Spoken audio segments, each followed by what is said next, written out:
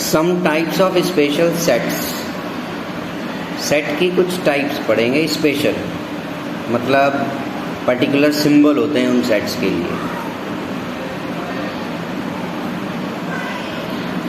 Set of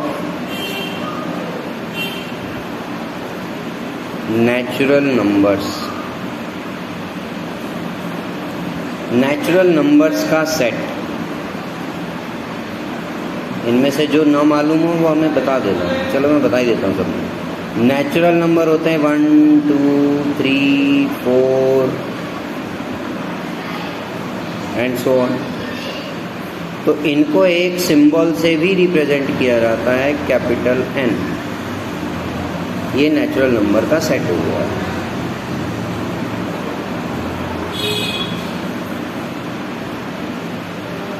set of whole numbers, whole numbers हो गए 0 1 2 3 and so on. इस set को रिप्रेजेंट करते हैं W से। सेट ऑफ इंटीजर्स, इंटीजर्स होते हैं हमारे 0 -1 -2 और इधर so on 1 2 and so on. Integers के सेट को कैपिटल Z से रिप्रेजेंट करते हैं। जहाँ कुछ और इन्हीं सिंबल्स के कुछ और मतलब होंगे वहाँ स्पेसिफाई करेगा क्वेश्चन। ठीक है, पूरी बुक की बात हो रही है। अब नाउ ऑनवर्ड्स आप मैथ्स पढ़ेंगे, इवन कुछ जगह पर दूसरी फिजिक्स जैसी जगहों पर भी कुछ एक जगह पर दिख जाता है। चांस फिजिक्स में कम ही होते हैं वैसे सेट के, लेकिन कुछ जगह कुछ दूसरी बुक्स में अगर दिख जाए तो इसलिए बोला मैंने।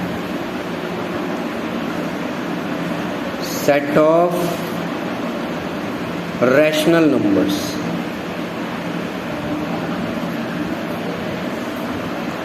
रैशनल नंबर्स क्या होते हैं?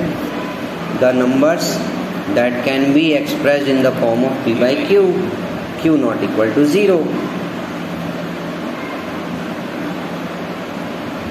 ठीक है, शॉर्ट में लिख देता हूँ, P by Q form Q 0 नहीं होना चाहिए, तो उनको रिप्रेजेंट करते हैं Q से। Set of rational numbers Q से रिप्रेजेंट होता है। सेट ऑफ इर्रेशनल नंबर्स जो P by Q की फॉर्म में नहीं लिख सकते हम, कैपिटल T से रिप्रेजेंट करते हैं। और set of real numbers means rational और इर्रेशनल का कलेक्शन। ठीक है, वो किससे रिप्रेजेंट करते हैं? कैपिटल R से। अब हम पढ़ेंगे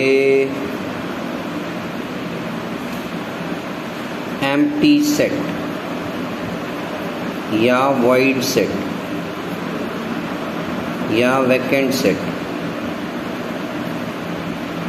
या null set. Null set, void set, vacant set, empty set, ये सब एक ही सेट के नाम हैं। इसमें इसको रिप्रेजेंट करते हैं हम, पहले डिफाइन कर लें। Set having no element in it is null set।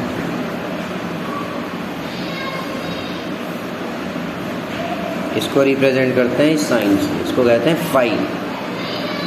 Phi और रोस्टर फॉर्म में लिखेंगे तो बस ऐसे लिख देंगे। नल सेट का यूज़ क्या हुआ, क्यों नहीं हुआ? एक सेट से दूसरा सेट, मतलब एक सेट में से कुछ एलिमेंट्स अलग किए जाएं या कुछ और भी न्यूमेरिकली हम डिस्कस करेंगे, आगे टर्म्स आएंगी। तो एक सेट से एलिमेंट सारे हटाते चले जाएं तो लास्ट में वो सेट वैकेंट रह जाता है, खाली। नल सेट का मतलब बिल्कुल कुछ भी नहीं है सेट के अंदर, इसलिए उसको भी रिप्रेजेंट करते हैं। क्योंकि बहुत सारी ऐसे केसेस आते हैं जहाँ पर हम बिना किसी सिंबल के या बिना उसको सेट की फॉर्म में शो किए हम कैलकुलेशन या आगे फंक्शनिंग जो है मैथमेटिक्स में कर नहीं पाएंगे। इसलिए नल सेट को भी रिप्रेजेंट किया जाता है इस तरह से। ठीक है,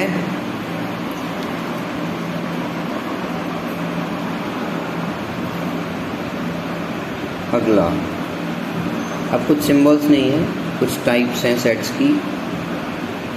फाइनाइट सेट,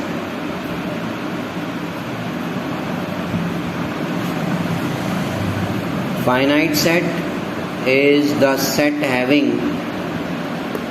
finite number।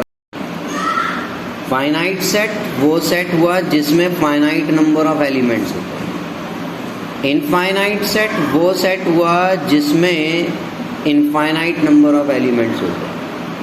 अब इन तीनों के नल सेट का और फाइनाइट सेट का, इनफाइनाइट सेट का एग्जाम्पल लेंगे। एग्जाम्पल लेने से पहले अगर हम एक एग्जाम्पल के तौर पर लिखते हैं, एक सेट में 1 2 3 ये एलिमेंट्स हैं, तो हम सेट में number of elements n A से रिप्रेजेंट करते हैं 4।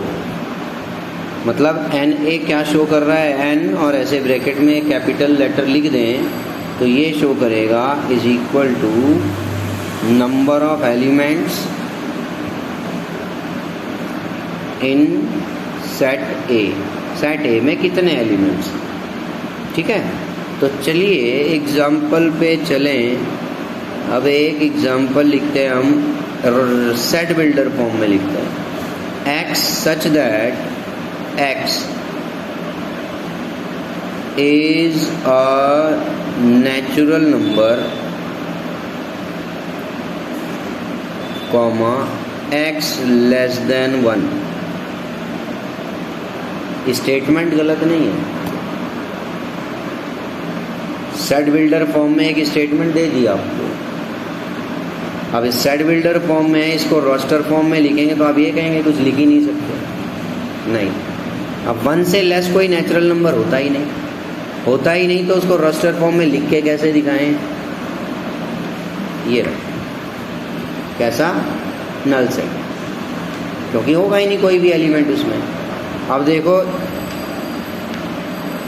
इसमें इसको अगर ए लिख के लिख दिया, मान लो मैंने ए इज इक्वल टू एग्जाम्पल, तो ए को रस्टर फॉर्म में ऑब्वियसली ऐसे ही लिखेंगे।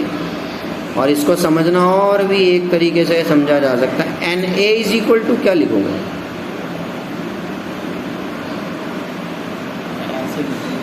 ऐसे ही लिख देंगे। एन ए का मतलब क्या समझा था अभी? नंबर ऐसे लिखेंगे सिंपल नहीं, एन ए का मतलब है number of elements in set A. Set A में कितने एलिमेंट हैं? तो सेट ए में एक भी एलिमेंट नहीं है, तो यहाँ क्या लिखोगे? 0 लिखोगे। क्लियर हुआ? तो इसी वजह से नल सेट का कॉन्सेप्ट पढ़ते हैं हम। जिस सेट में कुछ भी नहीं है उसको भी सेट की फॉर्म में शो किया जा सकता है, और उसमें भी नंबर ऑफ एलिमेंट को हम, जिस सेट में नंबर ऑफ एलिमेंट्स एक भी नहीं है उसको भी सेट की फॉर्म में रिप्रेजेंट कर सकते हैं, ठीक है। और उसको हम नॉट डिफाइंड नहीं कह सकते, नंबर ऑफ एलिमेंट 0 कहेंगे, ठीक है। ऐसा तो है नहीं, हम बता नहीं सकते। अच्छा, मान लो एक सेट है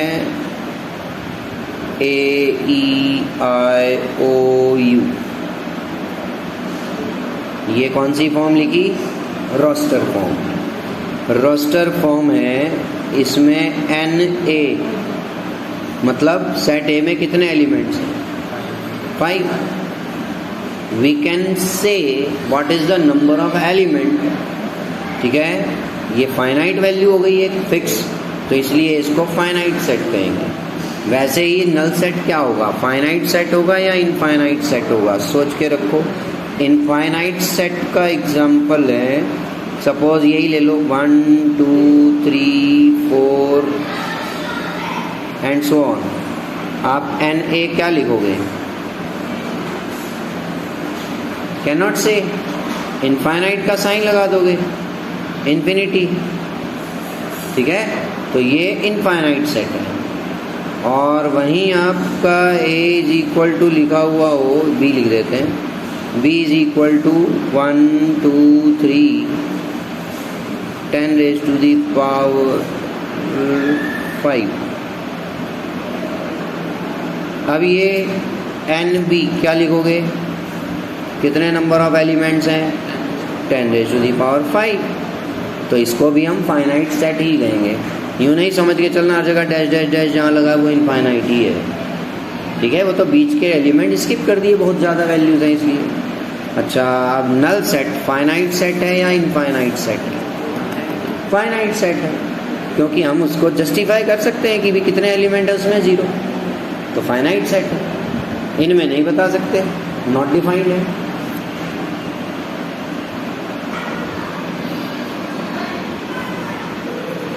equal sets,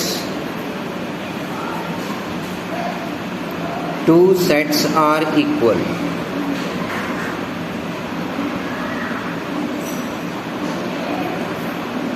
if and only if there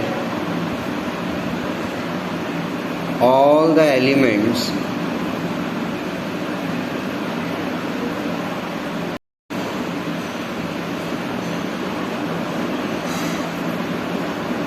are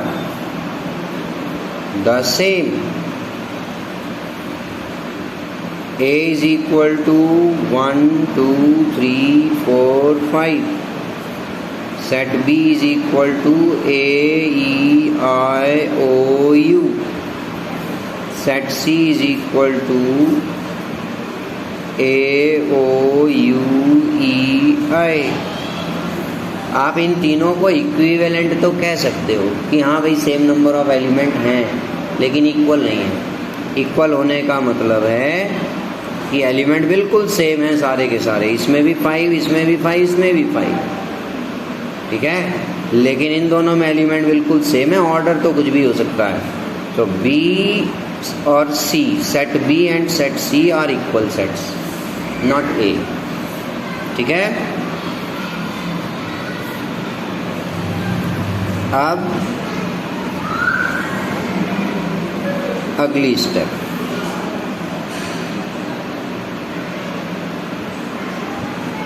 belongs to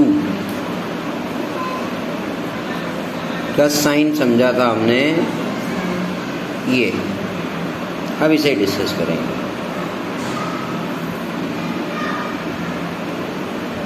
A belongs to A, सबसे पहली चीज़ है ये सोच के चलें कि लेफ़्ट ये साइन लगा है का मतलब लेफ़्ट में जो वैल्यू है दैट इज़ एन एलिमेंट, और राइट में जो है वो है दैट इज़ अ सेट, ठीक है। इट इम्प्लाई, इसको तो रीड हम करेंगे, read as a belongs to A, या फिर A contained in A, ठीक है।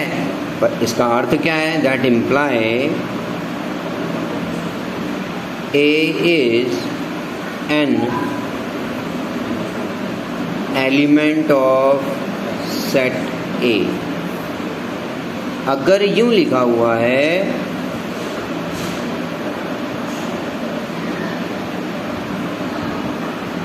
टू 4 बिलोंग्स टू ए, इस स्टेटमेंट का अगर स्टेटमेंट ऐसे लिखी हुई है तो इस स्टेटमेंट का मतलब है कि ये एक सेट है जिसमें ये 2 एलिमेंट हैं, ये इस सेट का एलिमेंट है। That means set 2, 4 is an element of set ए। ये सेट इस सेट का एक एलिमेंट है, ये मतलब होता है इसका इस साइन का। और अगर कट लगा दिया उसमें तो नॉट बिलोंग्स टू, उसका एलिमेंट नहीं है। समझ में आ गया? अब गेम खेलेंगे, थोड़ा सा एग्जाम्पल लें। ये एक सेट है,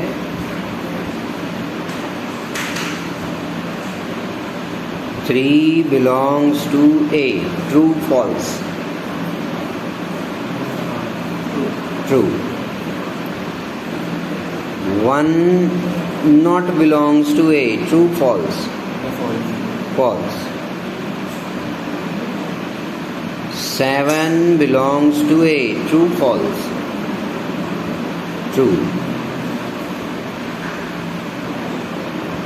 2, 3 belongs to A. True, false?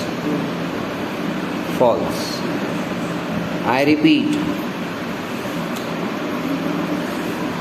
इस स्टेटमेंट का अर्थ है this is an element and this one is a set.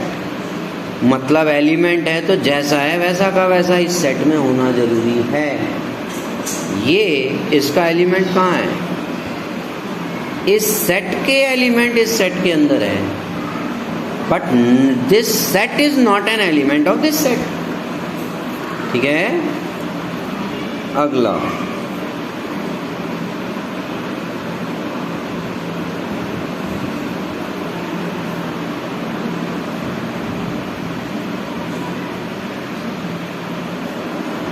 True false. True. अब ये एक सेट है जो इस सेट ए का एलिमेंट है, that is why this statement is true. 9 not belongs to A. True, false? True. सही है ये स्टेटमेंट, क्योंकि इसका मतलब है 9 सेट A का एलिमेंट है। यहाँ आप ऑब्जर्व करें तो 9 सेट A का एलिमेंट नहीं है। इसका अर्थ हुआ 9 is not an element of A। देखो 9 है, दिख रहा है, पर वो एक सेट के अंदर है, और इस सेट का एलिमेंट 9 है पर इसका एलिमेंट नहीं, because this single set is called a single element of set A. Set ए का ये एक एलिमेंट कहलाएगा, ना कि इसमें 2 एलिमेंट जो हैं वो सेट ए के हैं। ठीक है, इसलिए ये स्टेटमेंट ट्रू है। क्लियर? अगली स्टेटमेंट,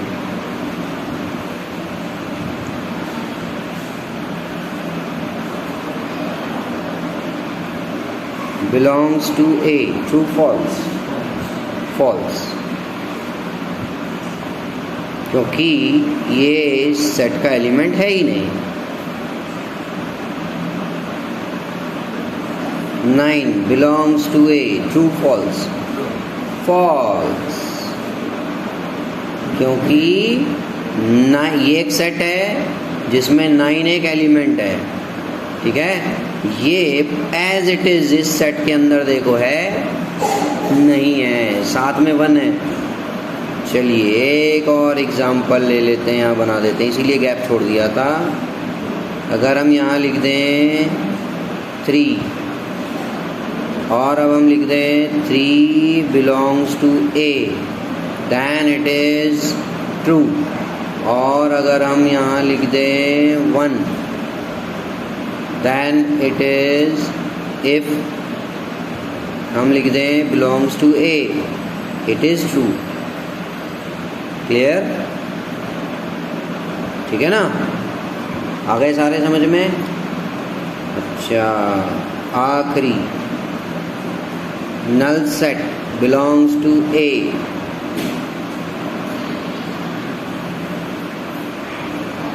फॉल्स, फॉल्स, फॉल्स। इसमें है ही नहीं, नल सेट है ही नहीं, स्टेटमेंट इज फॉल्स। क्लियर?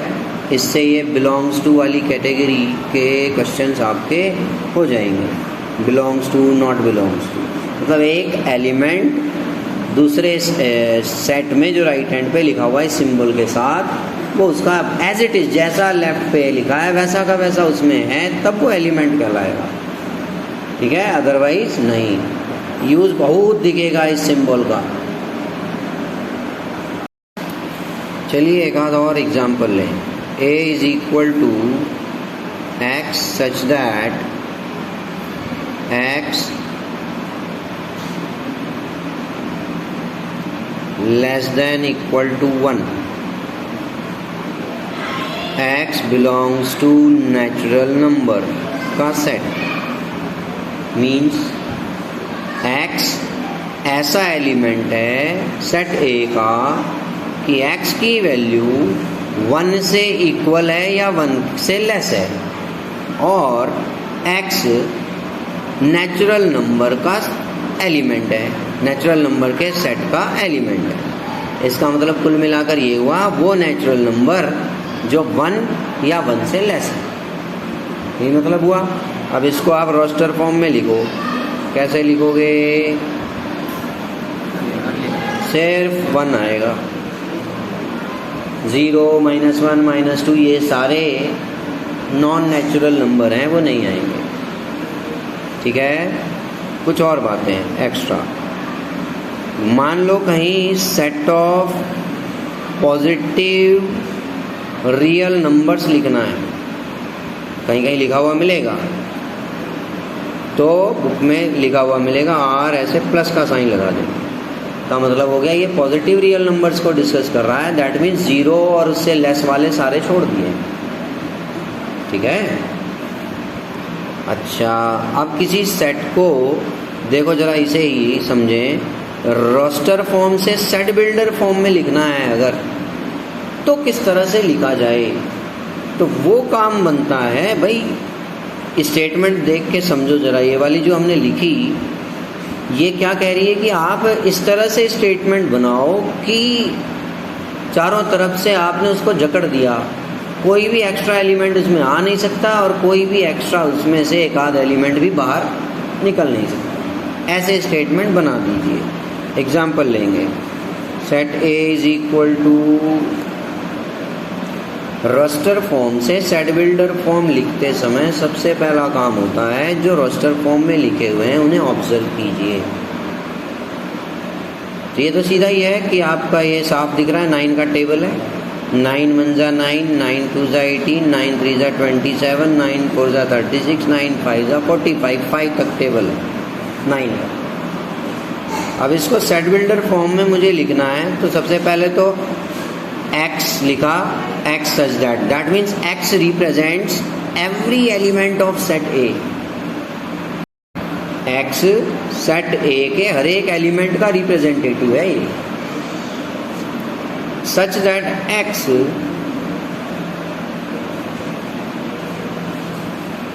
अब ये है 9 के मल्टीपल्स, 9 के मल्टीपल्स हैं तो x इज इक्वल टू 9 लिख दीजिए, लेकिन कहाँ तक?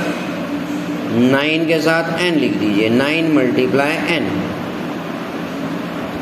अब ये n को डिफाइन कर दीजिए, n less than equal to 5, n 5 तक जाएगा। क्या इतने से आपका कंप्लीट हो गया? नहीं हुआ, क्योंकि 5 से, हाँ बिल्कुल सही, 1 से लेस 0 1 2 3 और डेसिमल कुछ भी हो सकता है। तो आप n को प्रॉपरली डिफाइन कीजिए, n belongs to capital n। n एक नेचुरल नंबर है और 5 या उससे लेस है। यहाँ पर सिर्फ लेस का साइन लगा के 6 लिख सकते थे, ठीक है ना, लेस देन 6, ठीक। और 5 या उससे लेस है और x की वैल्यू 9 और n का मल्टीपल है, मल्टीपल प्रोडक्ट है। तो 9 1 से शुरू होगा, 9 1 जा 9, 9 2 जा 18, 9 3 जा 27, 9 4 जा 9 5, उससे आगे जाएगा ही नहीं, कोई छूटेगा नहीं, कोई निकलेगा नहीं। इस तरह से एक सेट को रोस्टर फॉर्म से सेट बिल्डर फॉर्म में कन्वर्ट करते हैं। कुल मिला के जरूरी नहीं है जो स्टेटमेंट हमने यहाँ लिखी बिल्कुल एग्जैक्टली यही ही बनेगी इसकी भी। इसी को आप होल नंबर यूज करके भी लिखा जा सकता है। इसी को होल नंबर यूज करके लिख के देखें, x such that x is equal to 9n लिख दिया हमने, ठीक है। अब n less than 6 greater than 0 लिख दिया हमने। n 0 से ग्रेटर है, 6 से लेस है, और n बिलोंग्स टू w है। लो जी, तो भी रॉन्ग नहीं है। 6 से छोटा है n, 0 से बड़ा है और होल नंबर है, दैट मीन्स 1 2 3 4 5 ये वैल्यूज हैं n की। तब भी स्टेटमेंट की रोस्टर फॉर्म यही बनेगा। तो इसलिए एक रोस्टर फॉर्म की कई सारी, जरूरी नहीं हर एक केस में, पर कई सारी roster form set builder form बन सकती है, ठीक है। लेकिन जनरली एक सेट बिल्डर फॉर्म की एक सेट बिल्डर फॉर्म की रोस्टर फॉर्म तो एक ही बनेगी, ठीक है।